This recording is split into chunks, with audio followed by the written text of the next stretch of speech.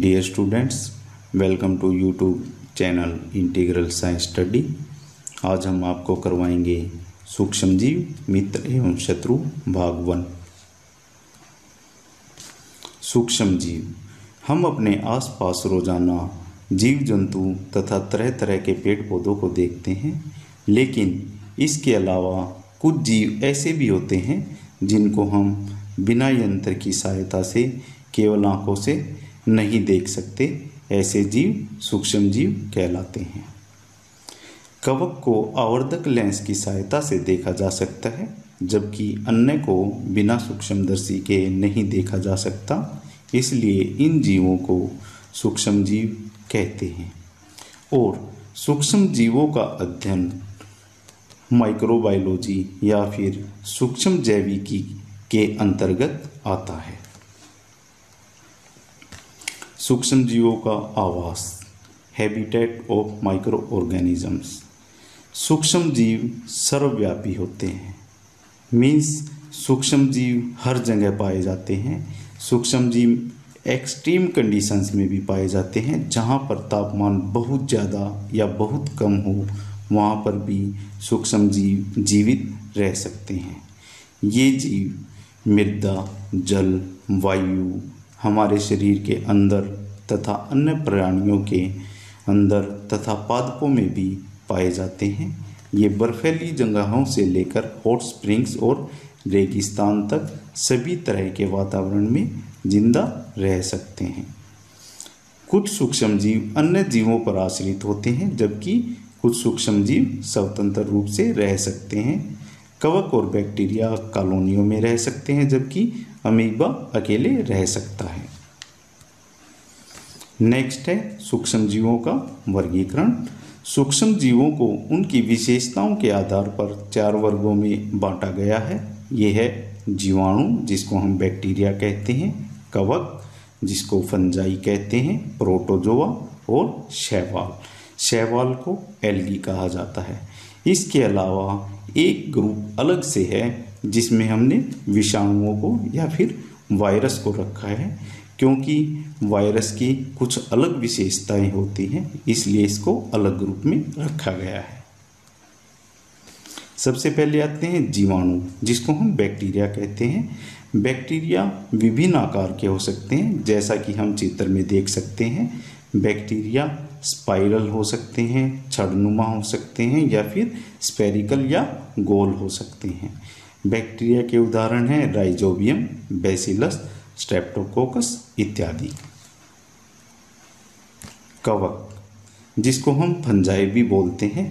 कवक एक कोशिकीय या फिर बहुकोशिकीय दोनों तरह के हो सकते हैं।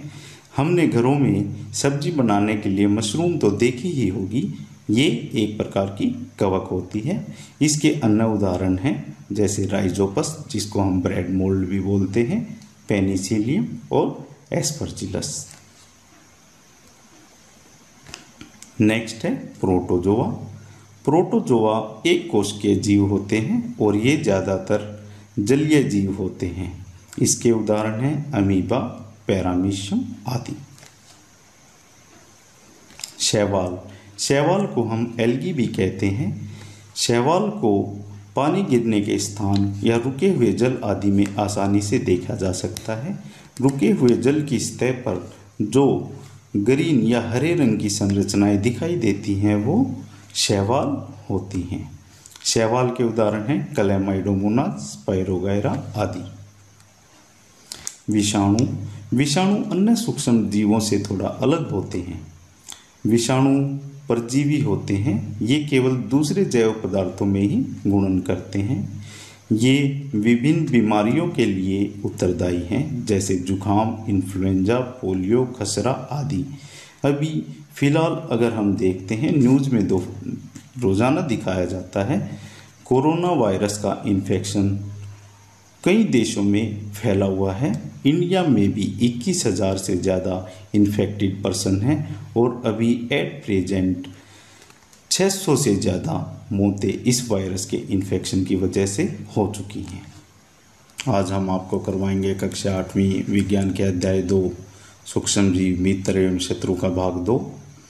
भाग 1 में हम सूक्ष्म जीवों के बारे में बता चुके हैं तथा उनके वर्गीकरण के बारे में भी बता चुके हैं। भाग 2 में हम फ्रेंडली माइक्रो ऑर्गेनिजम्स यानी कि मित्रवत सूक्ष्म जीवों के बारे में बताएंगे तथा ये कहाँ कहाँ उपयोगी होते हैं इस बारे में हम आपको बताएंगे। सबसे पहला पॉइंट है दूध एवं ब्रेड का बनना। दूसरा, सूक्ष्म जीवों का वाणिज्यिक उपयोग। तीसरा, सूक्ष्म जीवों के औषधीय उपयोग। चौथा, मिट्टी की उर्वरता में वृद्धि।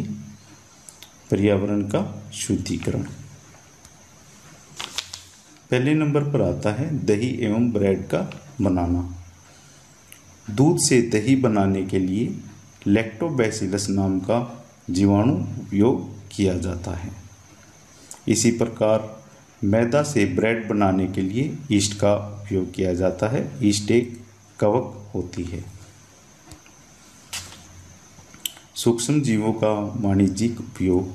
सूक्ष्म जीवों का इंडस्ट्रियल लेवल पर भी काफ़ी सारे प्रोडक्ट्स या उत्पाद बनाने के लिए इस्तेमाल किया जाता है। ये प्रोडक्ट्स हैं alcohol, butanol, citric acid, vitamin and acetic acid. सूक्ष्म जीवों के औषधीय उपयोग। सूक्ष्म जीवों का 2 तरीके से औषधीय उपयोग किया जाता है। नंबर 1, प्रतिजैविक या एंटीबायोटिक बनाने के लिए। एंटीबायोटिक या प्रतिजैविक ऐसे केमिकल्स होते हैं जो सूक्ष्म जीवों को मार देते हैं। प्रतिजैविक के उदाहरण हैं स्ट्रेप्टोमाइसिन, टेट्रासाइक्लिन, एरिथ्रोमाइसिन, पेनिसिलिन। प्रतिजैविक कवक या जीवाणु किसी से भी बनाए जा सकते हैं। अगला सूक्ष्म जीवों का औषधीय उपयोग है वैक्सीन के रूप में। सूक्ष्म जीवों से वैक्सीन तैयार की जाती हैं जो शरीर में एंटीबॉडीज़ यानी कि प्रतिरक्षी प्रोटीन्स को पैदा करने में मदद करते हैं तथा ये हमें बीमारियों से या सूक्ष्म जीवों के इन्फेक्शन से बचाते हैं। हैजा, क्षय रोग, चेचक, हेपेटाइटिस, पोलियो आदि बीमारी को वैक्सीन से रोका जा सकता है। सर अलेक्जेंडर फ्लेमिंग ने प्रतिजैविक या एंटीबायोटिक की खोज 1929 में की थी तथा एडवर्ड जेनर जो कि एक अंग्रेज वैज्ञानिक थे, उन्होंने सन 1798 में चेचक के टीके की खोज की थी। मिट्टी की उर्वरता में वृद्धि। जैसा कि हम सब जानते हैं हमारे वायुमंडल में 78% नाइट्रोजन होती है, लेकिन पौधे इस नाइट्रोजन को यूज़ नहीं कर सकते। इसके लिए राइजोबियम बैक्टीरिया पहले इस वायुमंडलीय नाइट्रोजन को घुलनशील नाइट्रोजन में बदलता है, तत्पश्चात पौधे इस नाइट्रोजन को यूज़ कर सकते हैं। दूसरे सूक्ष्म जीव जिन्हें हम नीले हरे शैवाल या ब्लू ग्रीन एल्गी कहते हैं, ये भी वायुमंडलीय नाइट्रोजन को नाइट्रोजन के यौगिकों में बदल देते हैं जो पौधों के लिए अवेलेबल हो जाती है। पर्यावरण का शुद्धिकरण। माइक्रो ऑर्गेनिजम्स या सूक्ष्म जीवों को हम नेचुरल डिकम्पोजर्स कहते हैं। सूक्ष्म जीव मृत जीवों तथा पादप अवशेषों को साधारण पदार्थों में बदल देते हैं जिनको पौधे आसानी से इस्तेमाल कर सकते हैं। इस प्रकार से सूक्ष्म जीव पर्यावरण के शुद्धिकरण में हमारी मदद करते हैं।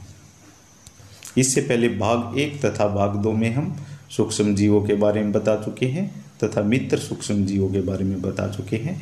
अब भाग 3 में हम आपको हानिकारक सूक्ष्म जीवों के बारे में बताएंगे जिनको हार्मफुल माइक्रो ऑर्गेनिजम्स कहते हैं।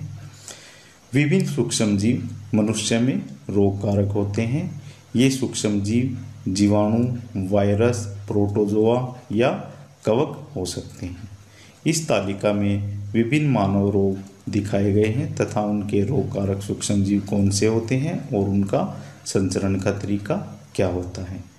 उदाहरण के तौर पर क्षय रोग जीवाणु द्वारा होता है तथा इसका संचरण का तरीका वायु है। खसरा वायरस द्वारा होता है और संचरण का तरीका वायु है। चिकन पॉक्स वायरस द्वारा, ये वायु द्वारा या सीधे संपर्क में आने से इसका संचरण होता है। पोलियो का रोग कारक सूक्ष्म जीव वायरस है। ये वायु तथा जल द्वारा फैलता है। हैजा जीवाणु द्वारा तथा इसका संचरण का तरीका जल तथा भोजन है। टाइफाइड जीवाणु द्वारा और संचरण का तरीका जल। हेपेटाइटिस ए वायरस है इसका रोग कारक सूक्ष्म जीव और इसका संचरण का तरीका है जल। मलेरिया का रोग कारक सूक्ष्म जीव प्रोटोजोआ होता है जिसका नाम होता है प्लाज्मोडियम तथा ये मादा एनोफिलीज मच्छर द्वारा फैलाया जाता है। जंतु में रोग कारक जीवाणु। बहुत सारे सूक्ष्म जीव मनुष्य के अलावा दूसरे जंतुओं में भी बीमारी का कारण बनते हैं। उदाहरण के तौर पर एंथ्रेक्स एक भयानक रोग होता है जो मनुष्य तथा पशुओं दोनों में होता है और ये रोग एक बैक्टीरिया या जीवाणु जिसको हम बैसिलस एंथ्रेसिस कहते हैं के कारण होता है। गाय के खुर एवं मुंह में होने वाला रोग वायरस के कारण होता है। इस रोग को फुट एंड माउथ डिजीज भी कहते हैं। पौधों में रोग उत्पन्न करने वाले सूक्ष्म जीव, जैसा कि हम इस तालिका में देख सकते हैं, नींबू कैंकर। ये नींबू के पौधे में एक बीमारी होती है और ये जीवाणु के कारण होती है तथा इसका संचरण का तरीका वायु है। ये वायु द्वारा फैलता है। गेहूं की रस्ट, इसका कारण एक कवक होता है और ये वायु एवं बीज के द्वारा इसका संचरण होता है।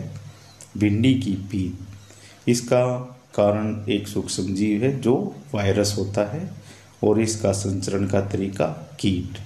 भिंडी के पीत में पत्तों का रंग पीला हो जाता है, ये इसकी पहचान है।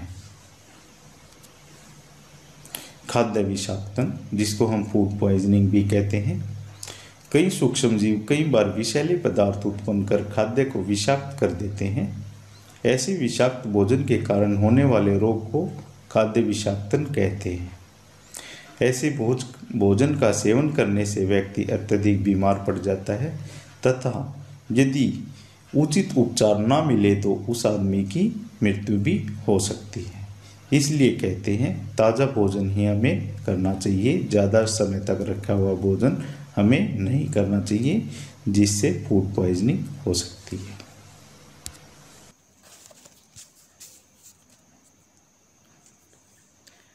Dear students, welcome to our YouTube channel Integral Science Study।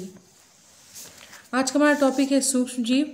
Dear students, जैसा कि हमने भाग 3 में देखा है कि किस प्रकार सूक्ष्म जीव खाद्य पदार्थों को खराब कर सकते हैं। अब इसी चर्चा को आगे बढ़ाते हुए आइए देखते हैं कि खाद्य पदार्थों को किस प्रकार परिरक्षण करके उन्हें लंबे समय तक इस्तेमाल किया जा सकता है।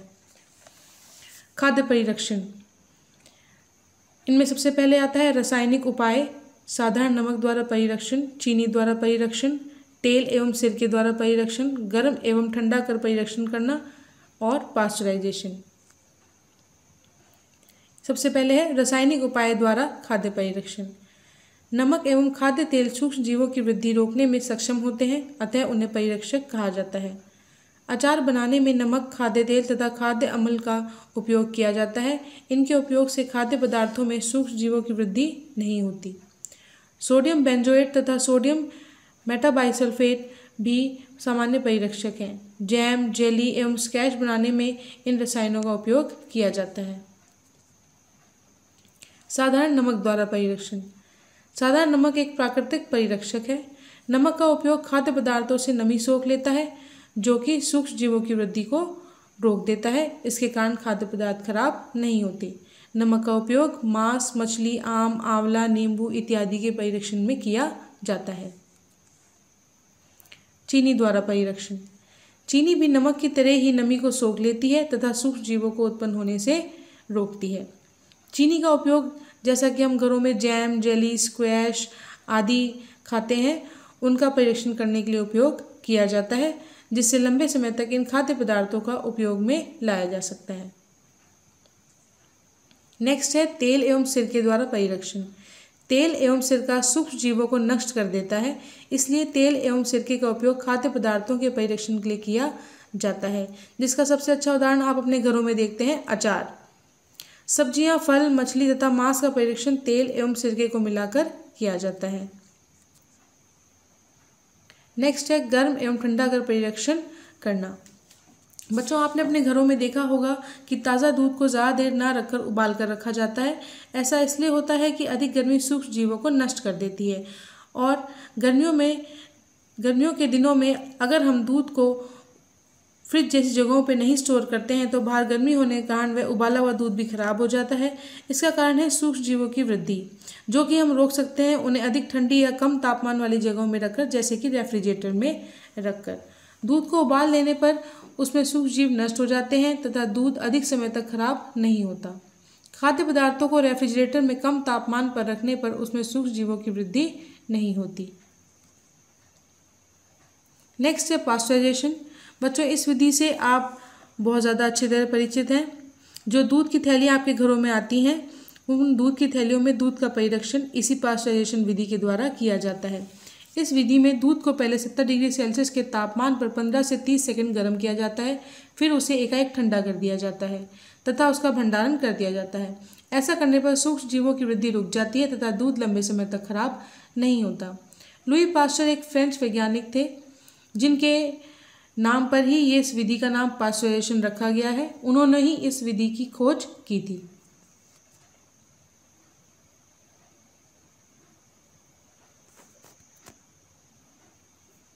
नेक्स्ट है भंडारण एवं पैकिंग। खाद्य पदार्थों को वायु रहित डिब्बों तथा पैकेटों में बंद कर देने से उसमें सूक्ष्म जीवों की वृद्धि रुक जाती है तथा इस विधि द्वारा खाद्य पदार्थों को लंबे समय तक बिना खराब हुए भंडारित किया जा सकता है। बिस्किटों तथा चिप्स आदि के पैकेटों में वायु निकालकर नाइट्रोजन भर दी जाती है। वायु रहित होने तथा नाइट्रोजन गैस की उपस्थिति सूक्ष्म जीवों की वृद्धि को रोक देती है। थैंक यू बच्चों। अगर आपको ये टॉपिक समझ में आया तो लाइक और शेयर करें और इस चैनल को सब्सक्राइब करना ना भूलें। आज भाग 5 में हम आपको नाइट्रोजन चक्र या फिर जिसे हम नाइट्रोजन साइकिल कहते हैं के विषय में बताएंगे। आशा है आप ध्यान से सुनेंगे। तो बच्चों, भूमि तथा पौधों में विभिन्न विधियों द्वारा वायुमंडल की स्वतंत्र नाइट्रोजन यौगिकों के रूप में स्थिरीकरण और उनके पुनः स्वतंत्र नाइट्रोजन में परिवर्तित होने का अनवरत प्रक्रम नाइट्रोजन चक्र या फिर नाइट्रोजन साइकिल कहलाता है। वायुमंडल में कुल 78% नाइट्रोजन है, जो कि हमेशा स्थिर रहती है। ऐसा कैसे हो सकता है? जीव जंतु तथा पेड़ पौधे किसी न किसी विधि द्वारा इस वायुमंडलीय नाइट्रोजन को अवशोषित करते हैं, तो उसके बाद किसी न किसी रूप में पुनः इस नाइट्रोजन को वायुमंडल में छोड़ दिया जाता है और ये प्रक्रिया निरंतर चलती रहती है, अतः इसे हम नाइट्रोजन चक्र कहते हैं। आइए अब हम नाइट्रोजन चक्र के बारे में समझते हैं और इसे देखते हैं ये कैसे ऑपरेट करता है। जैसा कि हमने आपको बताया, वायुमंडल में कुल 78% नाइट्रोजन है और इस वायुमंडलीय नाइट्रोजन का स्थिरीकरण 2 तरीकों से हो सकता है। नंबर 1, तड़ित द्वारा नाइट्रोजन स्थिरीकरण। इस प्रक्रिया में तड़ित द्वारा वायुमंडलीय नाइट्रोजन को नाइट्रिक एसिड में बदल दिया जाता है, जो कि वर्षा के जल के साथ भूमि में आ जाता है तथा वहाँ जीवाणुओं द्वारा नाइट्रेट और नाइट्राइट में बदल दिया जाता है। दूसरा तरीका है वायुमंडलीय नाइट्रोजन का जीवाणु एवं नीले हरे शैवाल द्वारा स्थिरीकरण। इस प्रक्रिया में नाइट्रोजन का स्थिरीकरण कुछ विशेष प्रकार के जीवाणु तथा नीले हरे शैवाल द्वारा किया जाता है। इन जीवाणुओं में मुख्यतः आप सब ने सुना होगा, एक जीवाणु होता है राइजोबियम, जो फलीदार पौधों की जड़ में पाया जाता है और ये नाइट्रोजन के स्थिरीकरण में मदद करता है। ये जीवाणु वायुमंडलीय नाइट्रोजन को अमोनिया में बदल देते हैं। तत्पश्चात इस अमोनिया को दूसरे किसी विशेष प्रकार के जीवाणुओं द्वारा नाइट्रेट और नाइट्राइट कंपाउंड्स में, या फिर हम कह सकते हैं नाइट्रोजन के यौगिकों में बदल दिया जाता है और इन यौगिकों को पौधे अवशोषित कर सकते हैं। इस प्रकार से मिट्टी में उपस्थित नाइट्रोजन के यौगिकों को पौधों द्वारा अवशोषित कर लिया जाता है और पौधे इन यौगिकों का इस्तेमाल अपने अंदर प्रोटीन्स, विटामिन्स और क्लोरोफिल बनाने के लिए करते हैं।